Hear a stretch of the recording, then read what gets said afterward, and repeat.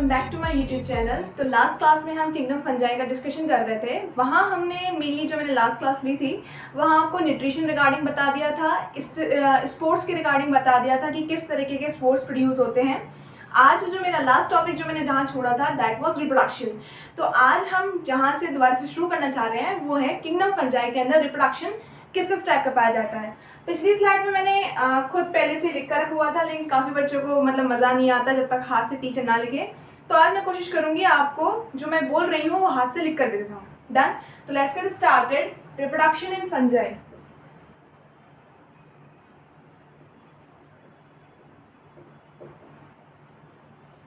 अगर मैं फंगस के मेंबर्स की बात करूं तो इनके अंदर रिप्रोडक्शन बेसिकली 3 टाइप का देखने को मिलता है, जो कि एक है वेजिटेटिव, नेक्स्ट इज एसेक्सुअल और एक है हमारे पास सेक्सुअल रिप्रोडक्शन। कुछ लोग कहते हैं vegetative reproduction is a kind of asexual reproduction. आप हाँ उसमें इंक्लूड कर सकते हैं, जैसे कुछ लोग मर्ज करके पढ़ाते हैं कि एसेक्सुअल रिप्रोडक्शन और वेजिटेटिव रिप्रोडक्शन एक ही चीज़ है। ठीक है, क्योंकि इसमें हमारे पास गैमेट्स का फ्यूजन कहीं नहीं हो रहा होता। सेक्सुअल रिप्रोडक्शन इन दोनों से डिफर होता है क्योंकि यहाँ पर गैमेटिक फ्यूजन होता है। यहाँ एसेक्सुअल और वेजिटेटिव मेनली आप जब हम प्लांट्स पढ़ रहे होते हैं ना वहाँ डिफ्रेंशिएट करता है। अगर किसी बॉडी ऑर्गन या किसी सोमैटिक सेल से रिप्रोडक्शन हो रहा है दैट इज वेजिटेटिव रिप्रोडक्शन। लेकिन अगर गैमेट्स से ही कोई चीज़ बन रही है विदाउट फ्यूजन तो उसको हम एसेक्सुअल रिप्रोडक्शन में लगते हैं। लेकिन यहाँ पर मैं वेजिटेटिव और एसेक्सुअल अलग ले रही हूँ। वेजिटेटिव के अंदर भी 3 तरीके से रिप्रोडक्शन कर सकती है फंगस, या तो फ्रेगमेंटेशन, एक है fission and last one is budding.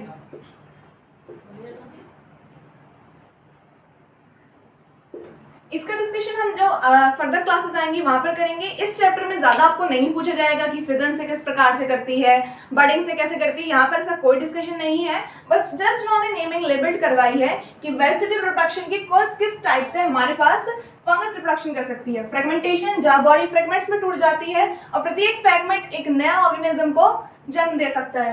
Next is fission. Fission आपने शायद छोटे क्लासेस में देख रखा होगा, बाइंडर फिजन, मल्टीपल फिजन। तो हल्का फुल्का हिंट है यहाँ पर, ज्यादा एलेबोरेट नहीं जाना। And last one is budding. Budding वही अगेन पिंपल का एग्जांपल ले सकते हैं। फॉर एग्जांपल जैसे यीस्ट, हाइड्रा, इन सब के अंदर बताते हैं कि बडिंग में बड़ बाहर निकलती है साइड से और जहाँ वो गिर जाती है तो वहां से एक नया ऑर्गेनिज्म निकलने लग जाता है। एग्जैक्टली सेम है यहाँ पर। तो यहाँ पर वेजिटेटिव रिप्रोडक्शन कंप्लीट होता हुआ। Next to this is asexual reproduction and sexual reproduction. यहाँ पर वैसे तो एसेक्सुअल रिप्रोडक्शन कई तरीके से होता है, लेकिन यहाँ हम जो मेन लेना चाहते हैं वो है स्पोर्ट्स से। सेक्सुअल और एसेक्सुअल रिप्रोडक्शन दोनों ही हम स्पोर्ट्स के रिगार्डिंग पढ़ेंगे। कल शायद मैंने आपको ये बता दिया था कि एक्सोजीनस और एंडोजीनस स्पोर्ट्स किस तरीके से निकलते हैं। मतलब लास्ट वीडियो में एक्सोजीनस स्पोर्ट्स हमारे पास विदाउट किसी बैग में, मतलब फ्रूटिंग बॉडी से डायरेक्टली बाहर निकलते चला जाता है। लेकिन एंडोजीनस स्पोर्ट्स जो फ्रूटिंग बॉडी होती है इससे एक बैग जैसे स्ट्रक्चर बाहर निकलता है, उस बैग के अंदर कई सारे स्पोर्ट्स निकलते हैं। मतलब फेवरेबल कंडीशन रिटर्न होने पर ये बैग रप्चर करता है और सारे स्पोर्ट्स बॉडी से बाहर निकल जाते हैं। आई होप कि आपको ये टॉपिक समझ में आया हो, क्योंकि यहाँ पर हमें इस टॉपिक की थोड़ी सी रिक्वायरमेंट रहेगी। क्या एसेक्सुअल स्पोर्ट्स, यहाँ पर जो एसेक्सुअल रिप्रोडक्शन होता है वो एसेक्सुअल स्पोर्ट्स से होता है और यहाँ जो सेक्सुअल रिप्रोडक्शन होता है वो सेक्सुअल स्पोर्ट्स से होता है। अब हम कैसे पहचानेंगे कि कौन सा एसेक्सुअल स्पोर है, कौन सा सेक्सुअल स्पोर है? तो उसके लिए आपको 2 वर्ड्स का मतलब समझ में आना चाहिए। एक है हमारे पास मियोसिस, माइटोटिकली प्रोड्यूस्ड स्पोर, और एक होता है हमारे पास मियोटिकली प्रोड्यूस्ड स्पोर, मियोसिस के द्वारा। कहने का मतलब मान लीजिएगा हमारे पास कोई ऑर्गेनिज्म है जो कि डिप्लॉयड है। अगर डिप्लॉयड से वो हैप्लॉयड में कन्वर्ट हो जाता है, इस प्रोसेस का नाम मियोसिस कहते हैं। इतना सबको पता होगा, अगर नहीं पता है तो बता रही हूँ। अगर कोई ऑर्गेनिज्म डिप्लॉयड है, अगर उसका नंबर हाफ होता है, रिडक्शनल डिवीजन होता है, तो इस रिडक्शनल डिवीजन को दूसरा हम नाम क्या देते हैं? मियोसिस। लेकिन वहीं अगर कोई ऑर्गेनिज्म है जिसका प्लॉइडी लेवल 2n है, डिप्लॉयड है, अगर 2n से 2n ही तब्दील हो रहा है या फिर n से वो n में ही चेंज हो रहा है, तो यहाँ पर इक्वेशनल डिवीजन हुआ, किसी चीज का किसी प्रकार का कोई रिडक्शन नहीं हुआ, तो इस डिवीजन को हम बोलते हैं माइटोसिस। यानी कि एसेक्सुअल रिप्रोडक्शन में जो स्पोर्स प्रोड्यूस होते हैं, एसेक्सुअल स्पोर्स, हमने देखा वो माइटोटिकली प्रोड्यूस्ड स्पोर हैं, यानी कि उनके अंदर माइटोसिस होती है तब वो स्पोर्स बनते हैं। लेकिन सेक्सुअल रिप्रोडक्शन में हमें जिन स्पोर्स की जरूरत पड़ती है वो स्पोर्स तो होते ही हैं, दोनों में स्पोर्स हैं, लेकिन ये मियोसिस के बाद बने हैं, ये वाले स्पोर्स माइटोसिस के बाद बने हैं। बहुत छोटा सा डिफरेंस है, लेकिन इसी से क्वेश्चंस बन जाते हैं। क्या बोला मैंने, दोबारा बता देती हूँ। हमारे पास सेक्सुअल रिप्रोडक्शन जो होता है उनमें भी रिप्रोडक्शन एसेक्सुअल स्पोर्स से होता है, सेक्सुअल रिप्रोडक्शन में सेक्सुअल स्पोर्स से होता है। दोनों ही स्पोर हैं, लेकिन डिफरेंस बस इस बात का है कि एसेक्सुअल रिप्रोडक्शन में जो स्पोर्स यूज करते हैं वो माइटोसिस का प्रोडक्ट होते हैं, मतलब माइटोसिस से आए, या तो 2n से 2n या फिर n से n। लेकिन सेक्सुअल रिप्रोडक्शन में हम जिन स्पोर्स का यूज करते हैं वो मियोसिस के बाद आए, यानी कि 2n से n। आई थिंक आपको इतना समझ में आया होगा। नोट करना चाहते हैं, स्क्रीनशॉट लेना चाहते हैं तो आप लोग ले सकते हैं।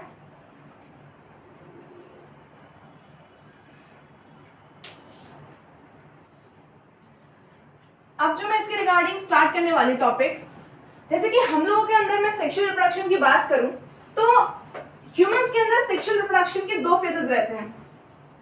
एक minute, now we are discussing about sexual reproduction in fungi. जैसे ह्यूमंस के अंदर सेक्सुअल रिप्रोडक्शन के जो फेज होते हैं उन्हीं के जैसे फंगस के अंदर होते हैं, लेकिन एक फेज होता है जो यहाँ पर एक एक्स्ट्रा देखने को मिलता है। हमारा टॉपिक है सेक्सुअल रिप्रोडक्शन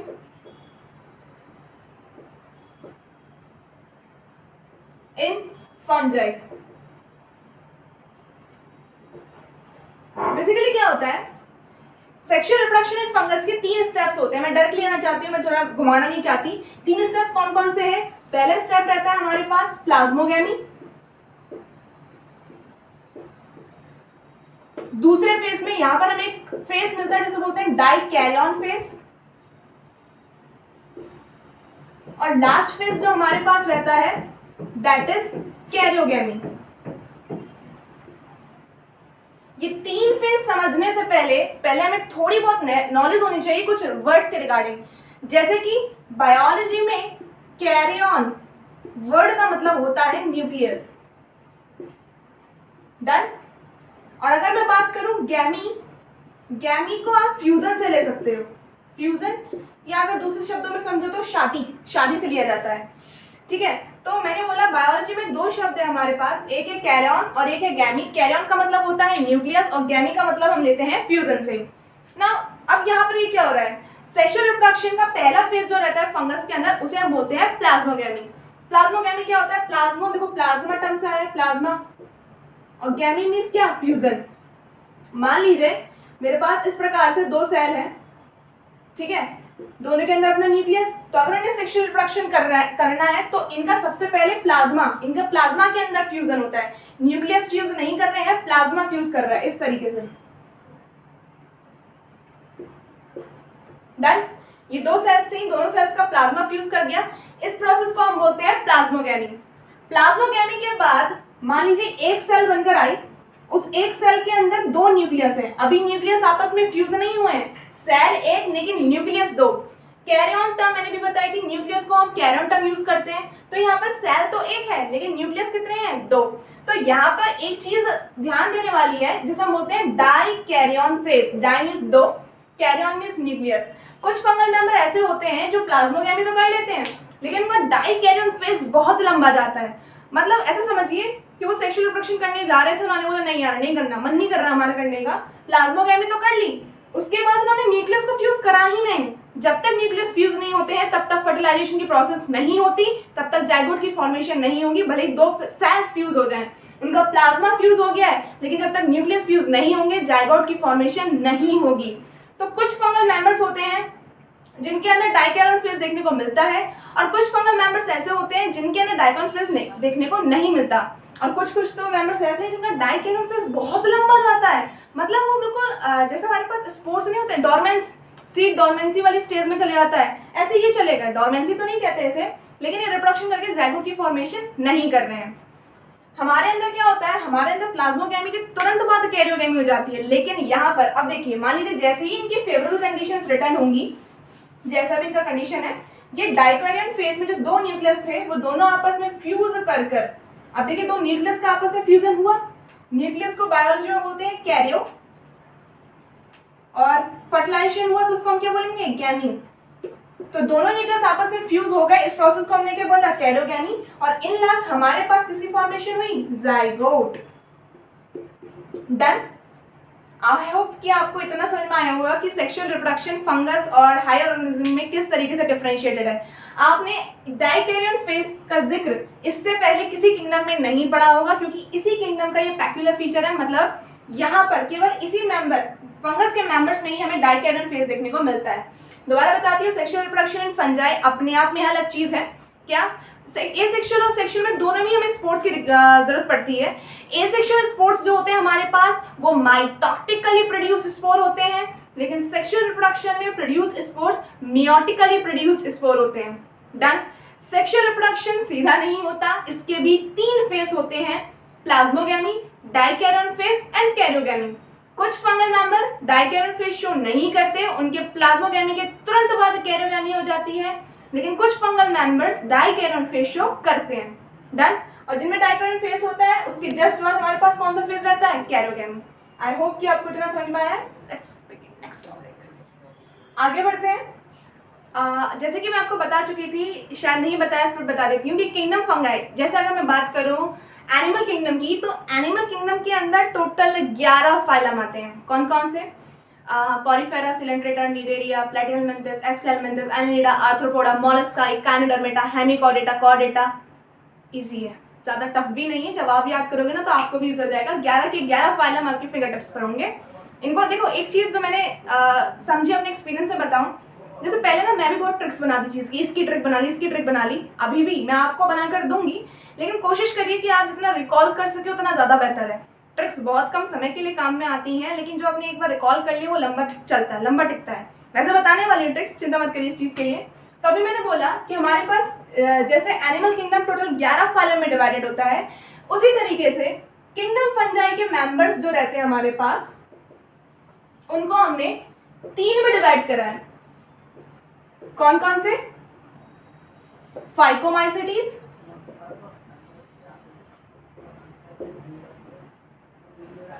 एस्कोमाइसिटीज। स्पेलिंग के लिए प्लीज आप एनसीईआरटी खोल के बैठिए, मेरी स्पेलिंग थोड़ी गलत हो जाती है और हम लिख भी रहे हैं ना तो बोर्ड पर पढ़ाते वक्त थोड़ा ध्यान नहीं रहता, तो आप कोशिश करिए कि आपके पास कोई बुक या एनसीईआरटी खुली हुई हो ताकि आप स्पेलिंग थोड़ी मैच कर पाए। फाइकोमाइसिटीज, एस्कोमाइसिटीज, बेसिडियोमाइसिटीज, और लास्ट है हमारे पास ड्यूटेरोमाइसिटीज। आई होप कि आप लोगों को वहाँ दिख रहा होगा। अगर वीडियो क्वालिटी में थोड़ा सा प्रॉब्लम आता है, जिन लोगों को होता है ना, कुछ लोग लाइक 240p पर देखते हैं, वो ज़्यादा क्वालिटी में नहीं दिखते, तो कोशिश करिए कि आप ईयरफोन लगा के मेरी बातों को सुन रहे हैं, तो क्योंकि काफ़ी वर्ड्स मैं वही यूज़ कर रही हूँ जो मैं बोर्ड पर लिख रही हूँ। सॉरी। डन। तो हमने क्या बोला, हमारे पास किंगडम फंजाई के जो मेंबर्स होते हैं वो 4 में हमने डिवाइड करा। आपने एनसीईआरटी खोलेंगे तो आपको वहाँ पर दिखाई देगा phycomycetes, ascomycetes, basidiomycetes and deuteromycetes. इनकी एग्जाम्पल्स हैं, कोशिश करिए पहले आप एग्जाम्पल याद कर लें, उसके बाद अंदर स्टडी करें। एग्जाम्पल्स याद रखते हैं ना तो आपको ना याद करने में आसानी रहती है। पहले जैसे मैं जब आपको एनिमल किंगडम्स की वीडियो डालूंगी तो एनिमल किंगडम की भी जितने भी एग्जाम्पल है, जितने भी फाइलम है, सबसे पहले हम सबके एग्जाम्पल याद करेंगे, उसके बाद उनकी स्टडी करेंगे। आपको पहले बता दूं, किसी भी कॉम्पिटिशन लेवल का आप एग्जाम देने जा रहे हैं या इवन 11th या बोर्ड के एग्जाम दे रहे हैं, तो कॉन्सेप्ट वाइज जो क्वेश्चंस आते हैं वो टीचर बहुत कम पूछते हैं, वो मेनली एग्जाम्पल से ज़्यादा क्वेश्चंस पूछते हैं। तो जब हमें पता है कि एग्जाम्पल रिगार्डिंग ज़्यादा क्वेश्चंस आते हैं तो क्यों ना एग्जाम्पल्स को पहले याद कर लिया जाए। बच्चे गलती क्या करते हैं कि कॉन्सेप्ट पढ़ लिया, कॉन्सेप्ट रट रहे हैं, लेकिन एग्जाम्पल्स याद नहीं हो रहे। गलती कर रहे हो, पहले एग्जाम्पल याद करो, पूरा घुसा लो दिमाग के अंदर, उसके बाद तुम कॉन्सेप्ट पे जाना। डन। आ जाओ। अब मैं बात करूँ इनके एग्जाम्पल्स की, तो इनकी छोटी मोटी ट्रिक्स हैं। जैसे सबसे पहले समझिए ड्यूटेरोमाइसिटीज, इसके अंदर हमारे पास कैट से याद करोगे, कैट यानी बिल्ली। डन। इसके अंदर एक हमारे पास आता है एटनेरिया, ट्राइकोडर्मा,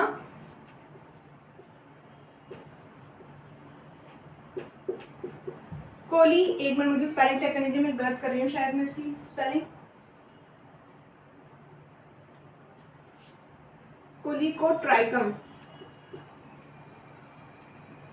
जिसकी स्पेलिंग का थोड़ा सा लग रहा है, प्लीज चेक कर लीजिएगा स्पेलिंग, ठीक है। Deuteromycetes complete. हमारे पास 3 एग्जाम्पल है बस एनसीईआरटी में, कैट, कैट से कैसे याद करना है, कोलिकोट्राइकम। देखिए जहां से ट्राइकम खत्म हो रहा है हमने वहां से अगला वर्ड शुरू कर दिया ट्राइकोडर्मा, और हम ये दोनों अल्टरनेट कर रहे हैं, एक लास्ट है में आ रहा है, ट्राई एक लास्ट में आ रहा है और ट्राई एक पहले आ रहा है, तो अल्टरनेट है दोनों एक दूसरे के। तो कोलियोट्राइकम और हमारे पास ट्राइकोडर्मा और लास्ट में हमारे पास क्या आ गया, अल्टरनेरिया। डन। आई होप ये हो गया होगा। जिनका नहीं होगा प्लीज वो स्क्रीनशॉट ले लीजिए या फिर लिखना चाहते हैं तो प्लीज लिख सकते हैं आप लोग। अब मैं बात करने चाह रही हूँ आपसे एस्कोमाइसिटीज की। पहले एस्कोमाइसिटीज को याद करने के लिए मैं आपको बता दूं कि इसके अंदर जितने भी मेंबर्स आते हैं मेनली उनका कोई ना कोई इकोनॉमिकल इंपॉर्टेंस है ही है। मतलब वैसे तो हम सारी जितनी भी फंगस है उनका कहीं ना कहीं यूज कर लेते हैं, लेकिन सबसे ज्यादा फंगल मेंबर्स जिनका सबसे ज्यादा इकोनॉमिकल इंपॉर्टेंस है वो हमारे कौन से मेंबर्स में आती हैं, एस्कोमाइसिटीज के मेंबर हैं। इसको याद करने के लिए मैंने ऐसे बताया है, जैसे आप पेटीएम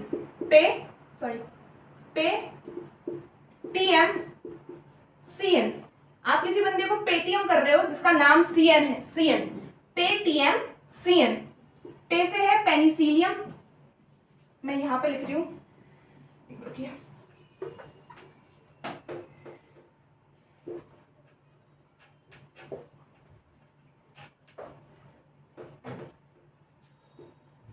पे TM CN, P for Penicillium. जिनको अगर बोर्ड पर दिखाई नहीं दे रहा है वो प्लीज अपनी एनसीईआरटी खोलकर बैठे और एनसीईआरटी कोई ना कोई बुक आपके पास बायोलॉजी की जरूर होनी चाहिए। ऐसा नहीं कि हवा हवाई आप ईयरफोन लगा के सुन रहे हो कान में, कोशिश करिए बुक सामने रखें। पेनिसिलियम, ए फॉर हमारे पास एस्परगिलस,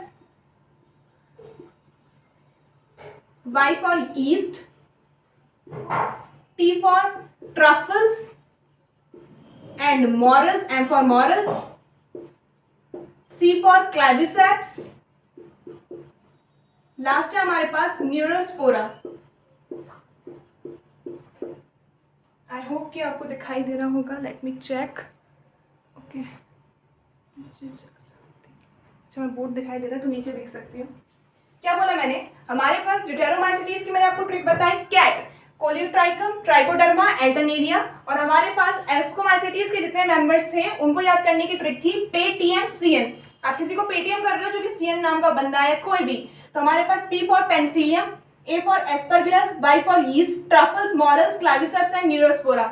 इनके इंपॉर्टेंस बता दूं तो आपको शायद पता हो, कुछ लोगों में से आपको पता होगा कि दुनिया में सबसे पहली एंटीबायोटिक जो बनाई गई थी वो पेनिसिलियम से बनाई गई थी। सोचिए कितना बड़ा इंपॉर्टेंस है इसका। बुखार आ जाता है तो डॉक्टर आपको एक एंटीबायोटिक देता है कि आपको ये वाली बुखार की गोली खानी है और एक एंटीबायोटिक लेना नहीं छोड़ना है, तो ज़्यादा एंटीबायोटिक भी लेनी नहीं चाहिए, बॉडी पर रैशेस हो जाते हैं, तो जिस तरीके से आपको डॉक्टर प्रेस्क्राइब करता है।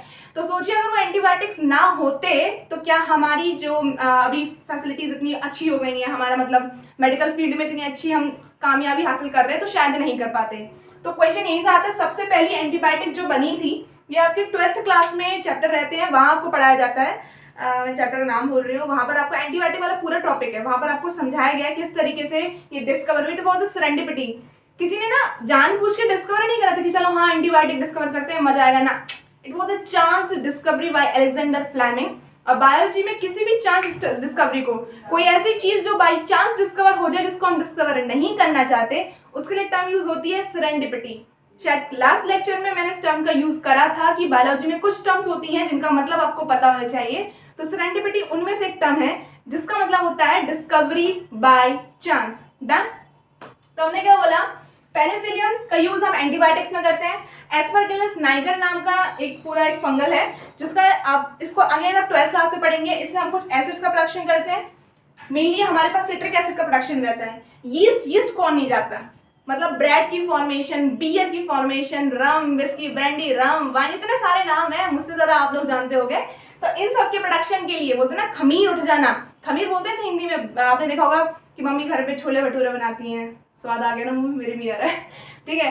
तो मम्मी जब घर में छोले भटूरे बनाती है तो भटूरों को बनाने के लिए ना, वैसे तो कुछ घरों में नहीं होता, लेकिन होटल्स पे जो बनते हैं वहां पर खमीर डाला जाता है फ्लफी बनाने के लिए, जिससे कि ना थोड़ा अच्छे बने।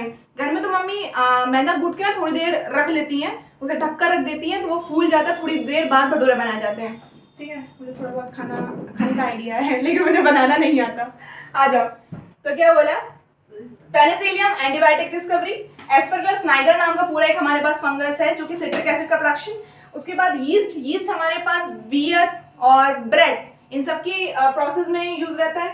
ट्रफल्स एंड मॉरल्स ये दोनों डेलिकेसीज हैं। डेलिकेसीज इन द सेंस आप ऐसा समझिए कि इनको फूड की तरह यूज करा जाता है, इनको खाया जाता है। डन। और लास्ट क्लैविसेप्स। क्लैविसेप्स आप अगेन जब 12th क्लास में आप तो बोलोगे यार बस डिटेल दे रखी है, देख रहे हो डिटेल्स, मतलब नाम यहाँ पर है और डिटेल्स 12th क्लास में जितने भी है ना, जितने अभी तक मैंने बोल रही है सबकी सब एक आपकी 12th क्लास की एनसीईआरटी में आपको नाम मिल जाएगा उनका। जैसे क्लैविसेप्स, क्लैविसेप्स परप्यूरा नाम का एक पूरा फंगस है जिसका यूज सिंथेटिक ड्रग एलएसडी बनाने में करा गया है, लिसर्जिक एसिड डाइथाइलामाइड, जो कि नार्कोटिक्स के अंदर आता है। मतलब इसका भी यूज है। न्यूरोस्पोरा, अरे भाई ये तो बहुत बड़ा, इसको बोलते हैं Drosophila of the plant kingdom. मतलब जिस तरीके से आपने ड्रोसोफिला को यूज करते हैं मतलब एक्सपेरिमेंट करने के लिए, उसी तरीके से न्यूरोस्पोरा क्रासा, इसका पूरा नाम है न्यूरोस्पोरा क्रासा, इसको बायोटेक्नोलॉजी में काफी यूज करा गया है। यानी कि ये वाला हमारे पास एस्कोमाइसिटीज वाला जो पूरा ग्रुप रहता है वो बहुत ज्यादा इंपॉर्टेंट है। जितने भी नाम मैंने अभी यहाँ पर लेबल्ड करे उन सब का इकोनॉमिकल इंपॉर्टेंस होता है और सबकी डिटेल क्लास 12 में आपको समझाई गई है। आई होप आपको ये दोनों ग्रुप शायद हाथ के हाथ याद हो गए हो, ना हुए हो तो प्लीज अपनी एनसीईआरटी पर ही लेबल्ड कर लीजिए। साइड की ट्रिक है पेटीएम, सीएन और कैट। अगर आपको स्पेलिंग का कुछ लग रहा है तो मैं एडिटिंग करते वक्त थोड़ा ठीक कर दूंगी, लेकिन प्लीज अपनी एनसीईआरटीज खोल लीजिए क्योंकि लिखते वक्त थोड़ी बहुत स्पेलिंग मिस्टेक हो जाती है, सॉरी फॉर दैट। चलिए आगे बढ़ते हैं। उसके बाद अगर मैं बात करूं फाइकोमाइसिटीज, मैंने फाइकोमाइसिटीज की कोई खास ट्रिक नहीं बताई है क्योंकि 3 ही एग्जाम्पल एनसीईआरटी ने करे हैं,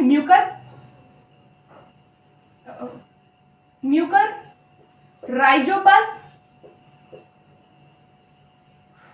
और एक है हमारे पास एल्ब्यूगो। म्यूकर, राइजोपस, एल्ब्यूगो, जिनको दिखाई नहीं दे रहा है मैं उनके लिए अगेन प्रोनाउंसिएट कर रही हूँ, सॉरी म्यूकर, राइजोपस, एल्ब्यूगो, ये तीनों हमारे पास किसके मेंबर है? फाइकोमाइसिटीज के। लास्ट हमारे पास एक ग्रुप रहता है बेसिडोमाइसिटीज, इसका स्क्रीनशॉट ले लीजिए क्योंकि मैं इसको सकता रिमूव कर दूं। देखिए बेसिडोमाइसिटीज के लिए थोड़ी सी फनी ट्रिक लगेगी, it was kind of unprofessional, लेकिन कोई बात नहीं, सब घर में ऐसे ही बोलते हैं, ठीक है। बेसिडोमाइसिटीज की बात करें तो आप मान लीजिए किसी को गाली दे रहे हो आप कुत्ता तो आप कुत्ता ना बोल के आप तुतला गए, थोड़ा बोल रहे हो पुट्टा। I know it is somehow unprofessional attitude of mind, but ऐसा कुछ नहीं है, सब देते हैं घर में और इतनी बड़ी गाली भी नहीं दी है मैंने। तो हमारे पास आप कुत्ता ना बोलकर उसे क्या बोल रहे हो? कुत्ता। पी फॉर पक्सीनिया, कुछ लोग ना इसका प्रोनाउंसिएशन प्यूसिनिया करते हैं। मैं खुद बता रही हूँ, जब मैं 11th क्लास में थी तो मुझे इसका प्रोनाउंसिएशन नहीं पता था और काफी लंबे समय तक मैंने इसको प्यूसिनिया ही पढ़ा था। It is not Puccinia, it is Puccinia. पहला पी पक्सीनिया, दूसरा हमारे पास है पफ बॉल्स,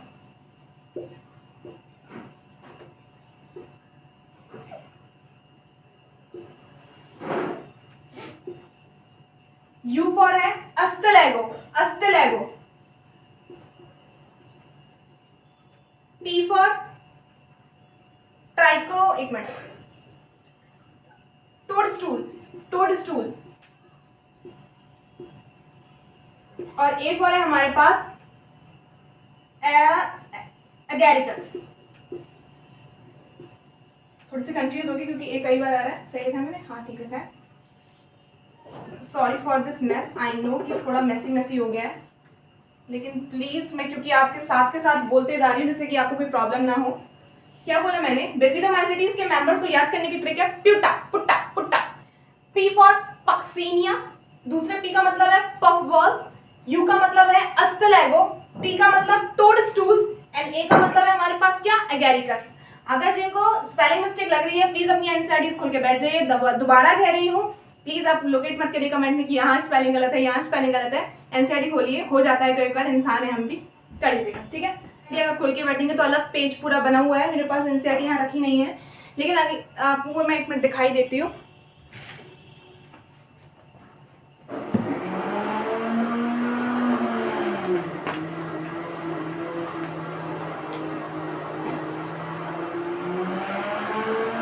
मेरी बहन की एनसीईआरटी है, एकदम साफ है, लेकिन मेरी एनसीईआरटी बहुत गंदी थी।